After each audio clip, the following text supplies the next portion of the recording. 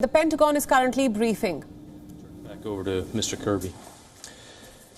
Don't have a lot of additional detail to offer you about the attack yesterday at the Abbey Gate, but I can confirm for you that we do not believe that there was a second explosion at or near the Barron Hotel, that it was one suicide bomber. We're not sure how that report was provided incorrectly, but we do know it's not any surprise that in the confusion of very dynamic events like this can cause information sometimes to be misreported or garbled. We felt it was important to correct the record with you all here. You've now seen that we've updated our casualty list to include a 13th service member killed in action. Our thoughts and prayers continue to go out to the families and to the teammates that we have lost. This is a devastating time for these Gold Star families, a title no one wants to hold, but we absolutely hold in the utmost respect. I can also report that 2 flights landed at Ramstein today carrying our wounded personnel from the attack. These personnel have been transferred to Landstuhl Regional Medical Center and are receiving care. In Kabul, commanders on the ground continue to assess the risk and the dynamic situation there as they have been since the beginning. Force protection remains paramount with the continued threat. We've continued the evacuation mission yesterday, as you saw, as you reported last night, and I'll give you an update of how things have gone in the last 24 hours. Yesterday, 35 U.S. military aircraft, 29 C-17s and 6 C-130s departed with approximately 8,500 personnel. Combined with 54 coalition aircraft departures, an additional 4,000 personnel left Kabul for various intermediate staging bases. 89 flights total yesterday out of Kabul, totaling approximately 12,500 evacuees now safely out of Afghanistan in a 24-hour period. In the past 24 hours, more than 300 American citizens were evacuated from Afghanistan, bringing our updated total to approximately 5,100. We continue to maximize our efficiency, and since U.S. and coalition forces began the evacuation, approximately 111,000 evacuees have departed safely. The State Department consular officers continue to screen and process people arriving at gates around Kabul. Some gates have been closed, as we reported, but American citizens, SIV applicants, and vulnerable Afghans who have the designated and proper credentials will continue to be processed for departure from the airfield. There are still approximately 5,400 individuals on the airport as of this report awaiting for flights out of Afghanistan. We have the ability to include evacuees on U.S. military airlift out of Afghanistan until the very end. The Department of Defense has the continued responsibility to support the State Department in the ongoing movement of evacuees through our intermediate staging bases and safe havens all the way to the United States in the coming days and weeks. On that topic, here's a quick update on the military installations in our safe havens and staging bases in CENTCOM and EUCOM that are helping transition all these flights. CENTCOM locations, including Al Udeid Air Base, steadily receive, process, and transfer passengers to follow-on locations in Europe and the United States. Today, EUCOM will receive about 19 flights and approximately 5,000 passengers in Germany, Italy, and Spain, including the Naval Station Rota.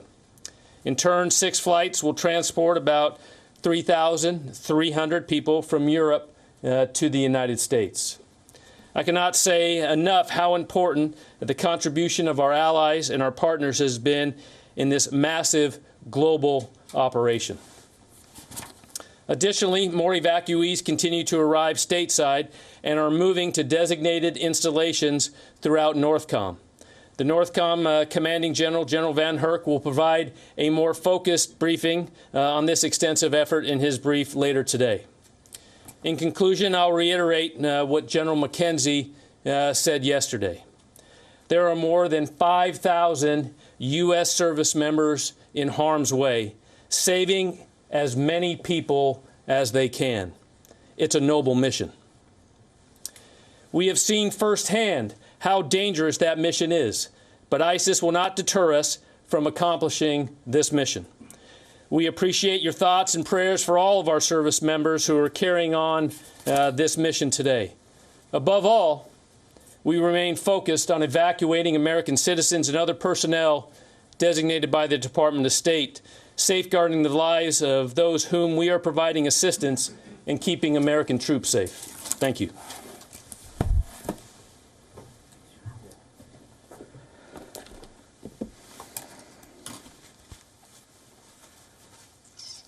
Okay, I just have one other thing to add, and it's a good segue from what the General ended with. Today, the Department of Defense can announce that it has authorized Marine Corps Base Quantico, Virginia, Fort Pickett, Virginia, and Holloman Air Force Base, New Mexico, to provide additional support to the U.S. mission to evacuate Afghan special immigrant visa applicants, their families, and other at-risk individuals.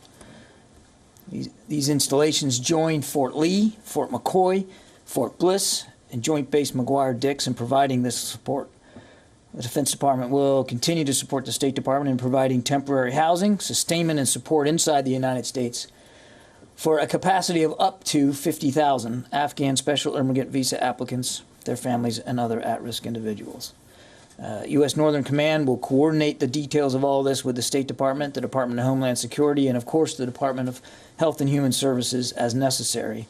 And it will be provided under presidential drawdown authority to the maximum extent possible, with additional support being provided on a reimbursable basis. And as General Taylor let you know, we have General Van Herk, the commander of U.S. Northern Command, coming into the briefing room with you later this afternoon, and he'll be able to provide a lot more context on that.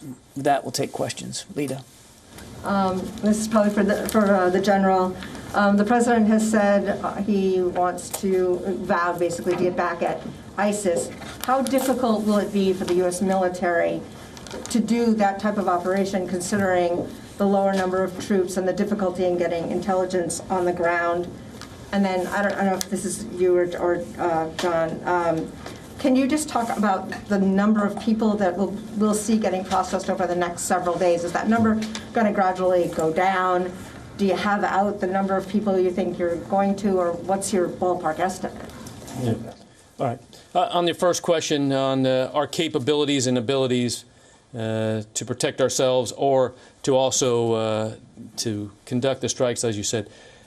As I've said all along, we have resources with the CENTCOM commander and with the commanders on the ground, and the capabilities to allow us to execute any type of those operations as those are required to do.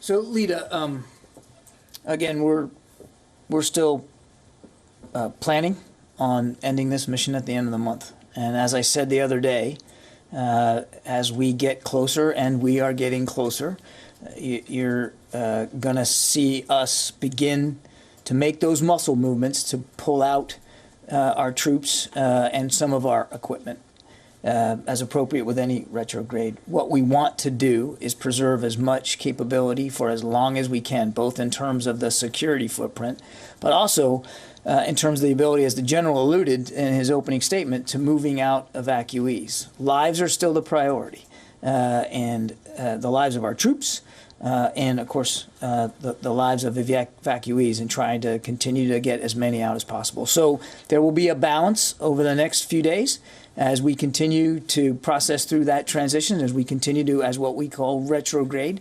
And I can't give you a specific number on any given day, but I think you'll see us adjust as necessary to make sure that we're achieving that proper balance. But we will be able to fly out evacuees right up until the last moment. That's going to be the goal. And if I may, you didn't ask this, but I want to take the opportunity to convey to all of you that, as we did before, when we began a retrograde, a withdrawal back in April, we were very judicious about the detail that we were putting out. And I just want to level set with all of you that you're going to see us become more judicious now going forward as we get closer to the end of the month about what information we're giving you in terms of how many troops on the ground. I would not expect us to be giving that number out going forward, and what the capabilities are and where they are and what they're doing. We're going to be very, very mindful of the operational security element of this, and I think yesterday is a stark, grim reminder of why that's important going forward. I know that's not what you asked, but I wanted to take an opportunity to get that out.